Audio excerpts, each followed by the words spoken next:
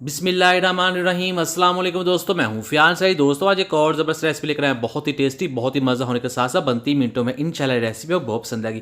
बिस्मिल्लाहिर्रहमानिर्रहीम। तो यहाँ लिए हमने 3 कच्चे आम, इसे अंबिया भी कहा जाता है और कैरी भी कहा जाता है। तो दोस्तों हमने करना क्या है, हमने इसको अच्छे तरीके से छील लेना है। छील लेने के बाद हमने इसके कटिंग कर लेनी है। तो ये देखिए इस तरह से कटिंग करेंगे और कोशिश करेंगे इसके जो पीसीस हैं वो ज़्यादा बड़े ना हो। तो आपको दिखाते हैं, ये इस तरह से हो जाएगा। इसके बाद हमने क्या करना है, बिस्मिल्लाहिर्रहमानिर्रहीम।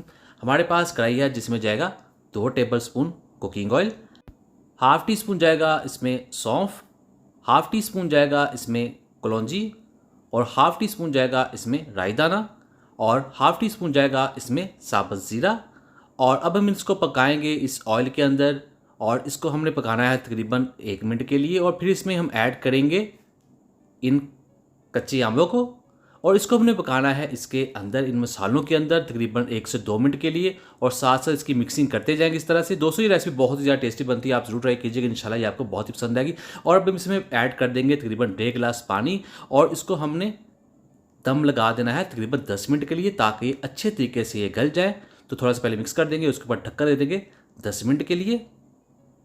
बिस्मिल्लाहिर्रहमानिर्रहीम। तो यहाँ 10 मिनट गुजर चुके हैं। तो अल्हम्दुलिल्लाह जो कच्चे आम थे वो काफ़ी अच्छे तरीके से गल चुके हैं, इनका पानी भी काफ़ी हद तक ड्राई हो चुका है। और अब हम इसमें डालेंगे पाउडर मसाले। तो यहाँ हमारे पास है कुटी हुई लाल मिर्च, ये जाएगी 1 टीस्पून, हाफ़ टी स्पून जाएगा इसमें काला नमक, अगर आपके पास नहीं है तो आप सिंपल नमक का इस्तेमाल कर सकते हैं। और हाफ़ टी स्पून जाएगा इसमें काली मिर्च का पाउडर और थोड़ा सा इसमें फूड कलर ऐड कर देंगे। और अब हम इसकी मिक्सिंग करेंगे बिस्मिल्लाहिर्रहमानिर्रहीम। तो ये देखिए माशाल्लाह बहुत ही शानदार इसका कलर आता है, बहुत ही ये टेस्टी बनती है। और अब इसमें ऐड करेंगे चीनी, ये जाएगी हाफ कप और इसको हमने कर लेना इसके अंदर मिक्स। और दोस्तों यहाँ हम इसमें एक और चीज़ ऐड करेंगे, वो है सिरका, ये जाएगा 2 टेबलस्पून। इसका ये फ़ायदा है, इसकी जो शेल्फ़ लाइफ है वो बढ़ जाएगी, तकरीबन आप इसे 1 से 2 माह तक आसानी के साथ फ्रिज में रख के इस्तेमाल कर सकते हैं।